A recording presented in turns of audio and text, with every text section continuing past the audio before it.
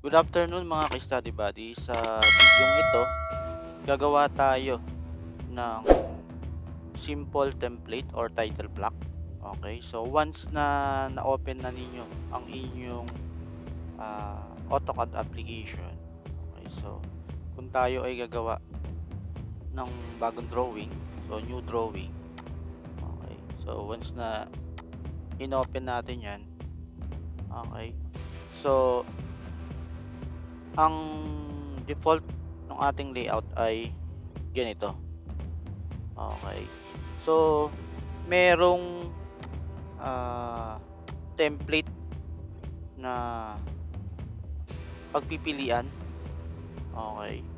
Ang AutoCAD application. So, meron na siyang mga naka-ready. Okay. So, ito yung mga naka-ready mga template. So, depende na sa inyo yan kung ano yung gusto ninyong gawin. For example, ito yung ating pipiliin. So, kung makikita ninyo sa layout, ito yung magiging itsura nung layout. Unlike dito, so ganito siya, generic. Walang nakalagay na template. Okay. So, kung gusto ninyong magkaroon ng sariling sukat ng title block or ng template, so pwede nating gawan ng pwede natin itong i-customize or depende sa prof ninyo or lecturer or teacher ninyo or kung yung company ninyo ay may preference na sukat ng title block, pwede tayong gumawa. Okay, so let's start. Okay, so may dalawang way. Yung unang way na nasa video ko before is gumawa tayo dito sa layout. So this time papakita ko naman dito muna tayo gagawa sa model. Okay, so this time ang sukat ng papel na gagamitin natin ay yung short band paper, which is ang sukat ng short band paper is 8.5 by 11. By the way, ang sukat ng papel is depende sa inyo, no? Kung ano yung gagamitin nyo, yung preference niyo. Okay? So mamaya papakita ko kung saan makikita yung mga sukat ng papel dito sa layout, sa settings niya. Okay, so gawa muna tayo ng pinaka sukat ng papel. So change muna natin sa units. Okay, so ang units natin ay by millimeter. Okay, then gawa na tayo. So yung pinakasukat ng short band paper is 8.5 by 11 inches. So convert lang natin yon. So pag kinonvert natin yon is ang magiging dimension niya ay for the length is 279. For the width is 216. Okay.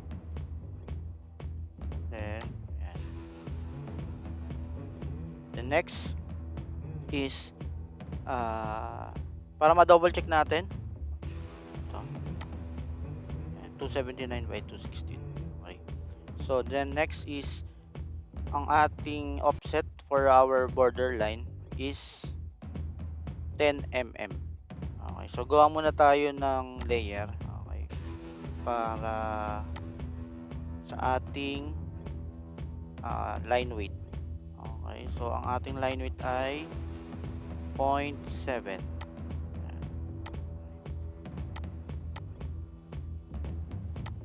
Okay, then offset tayo.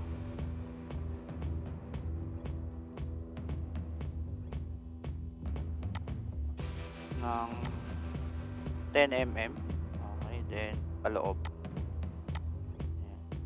Okay, then ito gawin natin ito na piliin natin. So para makita natin ang 0.7 na line weight is ayan, 0.7 na siya. Okay, up ko lang. So later ko na siya i-on ulit. Okay, next is explode ko to. Okay. Then offset again by 10. Next is kunin natin yung midpoint ng ating rectangle. Okay, so kung susukatin natin yan, so quick, this is 259. So Obviously, this is 129.5. Okay, kunin natin yung midpoint. Then, okay. Then, 129.5. Okay, then kunin ulit natin yung middle ng 129.5 is divide to 64.75. Okay, so offset 64.75.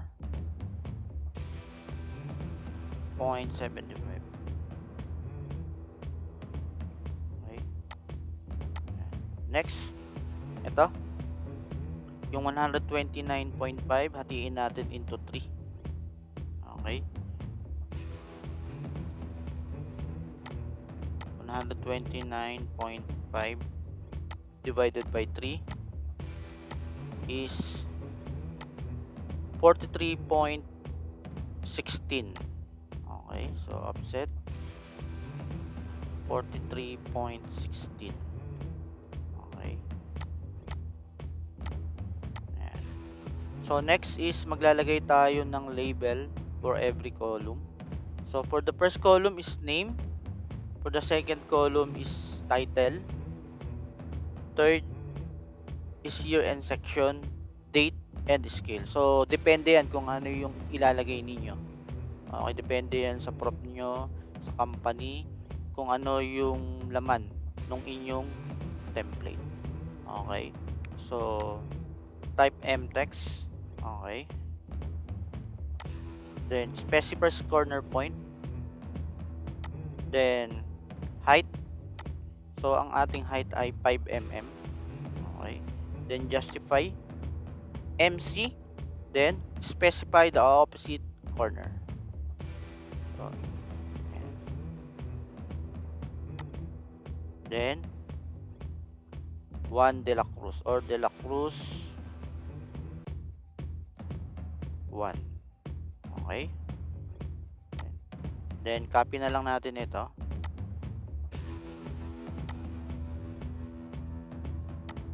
Then this is title. Okay, then next, so mtext ulit, then specify first corner point, then height 5, justify MC section, then copy.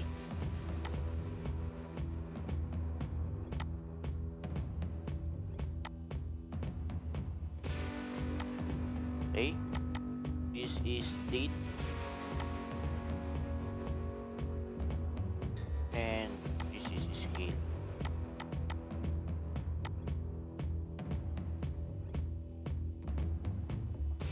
Okay, ayan. So meron na tayong template for our title block. Okay, then palitan natin ito ng border. Then para makita natin, ayan. Okay, then ang gagawin natin is i-copy natin ito sa ating layout. Ito. Okay, so i-delete natin ito. Okay, then so kung mapapansin niyo yung margin nito, okay, so kailangan natin tong i-customize or baguhin. Dahil kung hindi natin yan i-customize, okay, kung i-copy natin ito, okay, then copy with base point, then specify base point, ayan,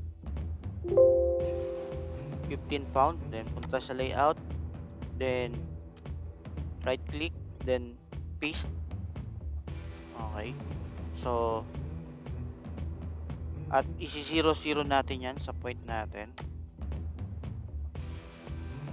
Okay, ayan, So, dito siya napunta sa side na 'to. So, dapat, dito natin siya sa edge ng ating coupon band. Okay, then hindi pa natin napapalitan yung mismong sukat ng coupon band natin sa ating layout or nung paper natin. Okay, so i-delete ko uli yan. Okay, then para maayos natin yan, okay, para yung mismong sukat ng papel na 8.5 by 11 is yun yung mag-take effect na sukat ng ating paper or paper size natin. Okay, so punta tayo sa layout, then right click, page setup. Okay, then new. Okay, then pangalanan natin ito ng 8.5 inch by 11 inch. Okay, then okay. Then so yung ating scale 1:1. Okay, then our unit is mm, so nagbago to. Then name for the platter. Okay, so dito nyo yung makikita, no, yung sinasabi ko na mga different sizes ng paper. So depende yan kung ano yung requirements, preference, kung saan nyo ipiprint na papel, anong size. Okay, so this time yung pinili natin is yung 8.5 by 11 inches. Okay, then example lang naman ito. Okay, then para ma-edit natin yung mismong paper size, tanggalin natin or i-customize natin yung margin niya ng ating layout. So choose the DWG to PDF. Okay, then click the properties. Okay, then custom paper sizes.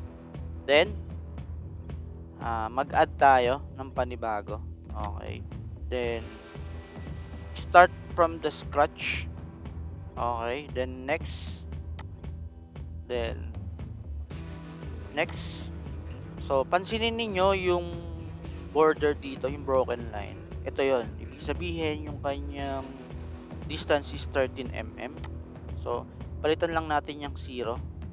Okay, pansinin nyo napupunta siya doon sa mga edges ng ating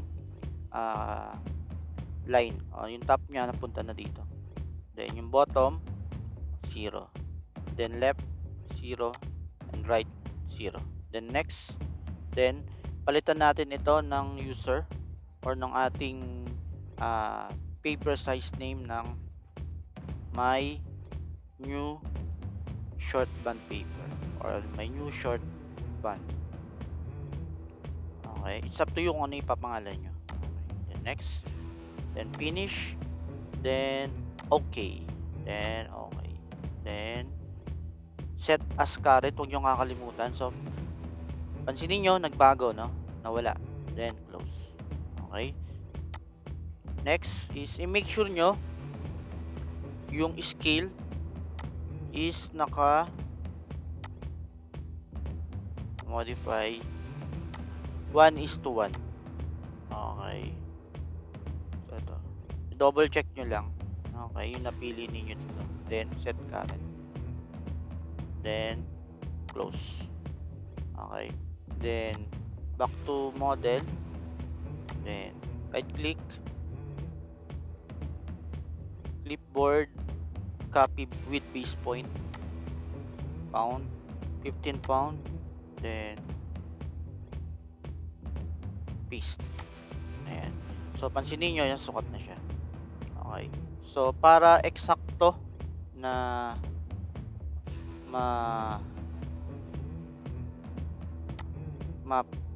point natin sa corner is specify natin.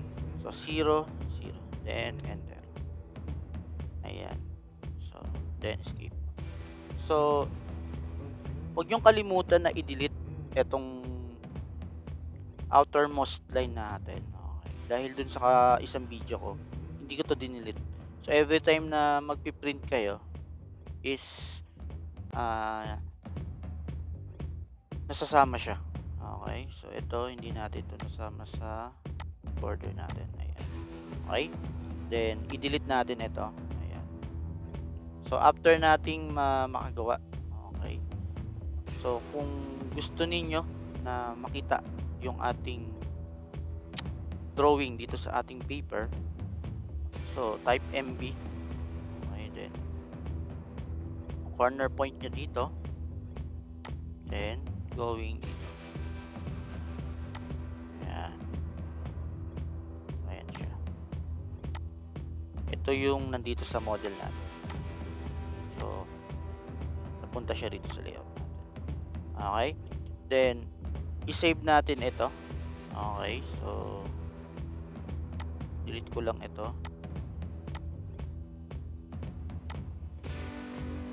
Or undo ko.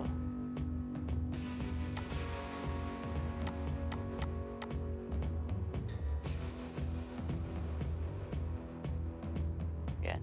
Okay. Then, para ma-save natin ito, kung sakali na gusto nyo ng, or ito na yung magiging permanent na template ninyo, okay. So, punta kayo dito sa ating upper left. Save as. Then, drawing template.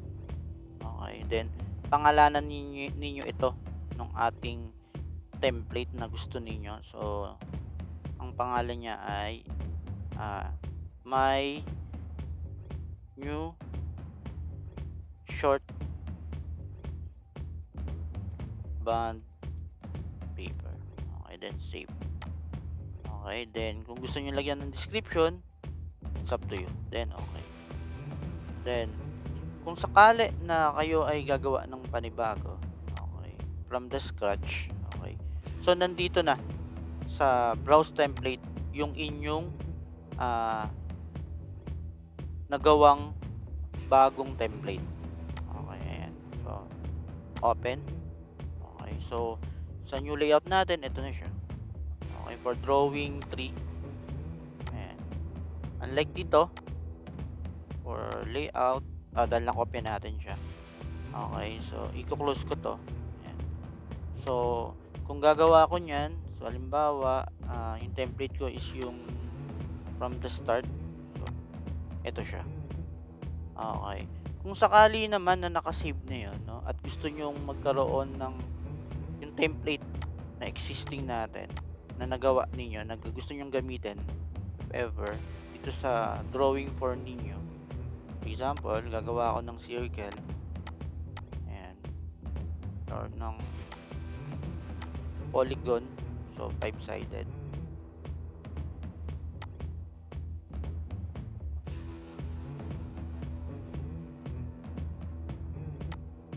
Ayan. Okay. So, dito, sa layout, wala. So, pwede naman right click from template, then piliin ninyo yung template na gusto niyo. Then open. Then okay. So ito na siya. Okay. So ito kanina. Ito na yung bago. Okay. So ayan. Okay. So kung ano natin yan dito, so MB, then yung corner point, yan. Yan.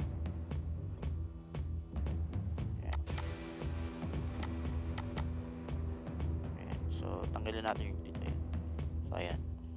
So if ever na meron na kayong gawa, okay, at ito na yung inyong final object, okay, then